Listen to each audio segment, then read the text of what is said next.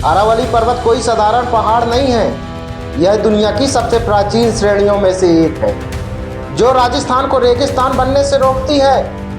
अरावली बारिश को रोकती है और भूजल को बचाती है और रेत के तूफानों को दिल्ली तक आने से रोकती है। अगर अरावली नहीं रही तो पूरा राजस्थान मरुस्थल बन जाएगा और पूरा उत्तर भारत पानी के लिए लड़ेगा। सुप्रीम कोर्ट ने ऐसा निर्णय लिया है कि अब सिर्फ वही जमीन अरावली पहाड़ी मानी जाएगी जिसकी ऊंचाई 100 मीटर या उससे ज़्यादा है। तो क्या अब इसका मतलब यह है कि जो अरावली का 90% हिस्सा 100 मीटर से कम है, यानी वो अरावली का पहाड़ रहा ही नहीं। जो पहाड़ हजारों साल से पानी रोक रहे थे, हवा साफ कर रहे थे और रेगिस्तान को आगे बढ़ने से रोक रहे थे, अब वो एक झटके में सब कागज पर गायब कर दिए गए। अब सरकार से मेरा यह सवाल है कि अब क्या प्रकृति को भी नए नियमों के हिसाब से जीना पड़ेगा? अगर 99 मीटर ऊंचाई है तो क्या वो पहाड़ नहीं? और क्या बारिश पूछती है कि तू 100 मीटर का है या नहीं? और सच यही है कि यह फैसला पर्यावरण के लिए नहीं, फायदे के लिए लिया गया है। हम सुप्रीम कोर्ट का सम्मान करते हैं, लेकिन सवाल यह है कि क्या प्रकृति को बचाना भी अब अपराध हो गया है? और सरकार बेहोश है या जानबूझकर चुप है? जब पहाड़ काटे जा रहे थे और जब जंगल खत्म हो रहे थे, और तब भी सरकार की जुबान नहीं खुली। मैं कहता हूं, जब कोई बचेगा नहीं तो सरकार क्या करेगी? और ना ही दिल्ली वाले बचेंगे, ना ही कांग्रेस और ना ही भाजपा, और ना ही राहुल गांधी, ना ही नरेंद्र मोदी जी, ना ही अमित शाह जी और ना ही केजरीवाल जी।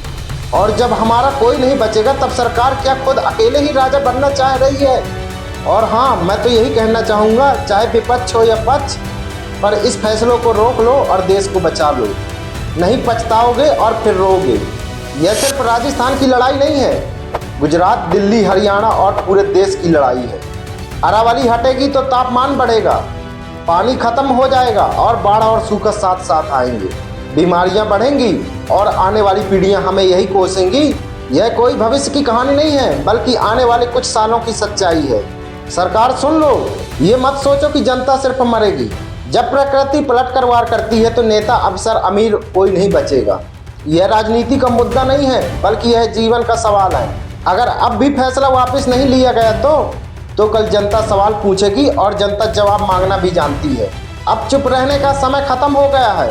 हर नेता पर सवाल और हर मंच पर अरावली की बात। यह लड़ाई पत्थर की नहीं है, यह लड़ाई भविष्य की है। संविधान हमें बोलने का अधिकार देता है और आज वही अधिकार हमें इस्तेमाल करना होगा। अरावली कोई वस्तु नहीं है जिसे जब चाहे कोई भी हटा दे।